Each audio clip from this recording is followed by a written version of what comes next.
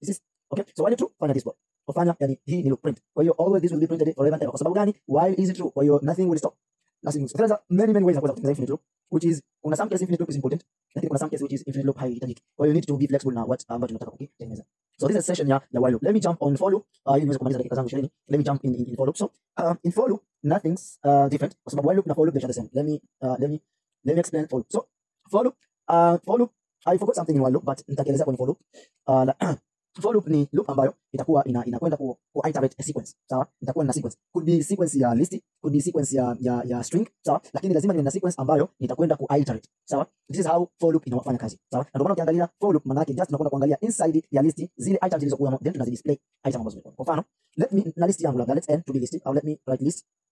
Then hii list itakuwa tunajua kuinitialize list tunatumia square bracket, and then within let's say kuna item 3, let's say kuna mimi and let's say kuna 5 as item. We know list could have different kind of data type. So nitakuwa na 5 labda, nitakuwa na JJ, good, nitakuwa na whatever, maybe 3.5. Okay, so this is my list. So I want to iterate.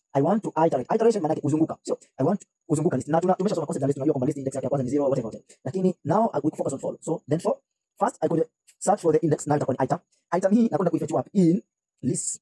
Okay, in list. Sawa. Kwa hiyo maana yake nimesema vipi? For item in list. Only Python like English. Kwa maana yake within the list nataka kupata items zilizokuwa humo. Then print. Okay, then print item. Then print item. So if I'm doing it, maana yake nitaprint mimi, nitaprint 5, nitaprint JJ, nitaprint 3.5. Let me run. Voila. This is come. So mimi 5 JJ and 3.5.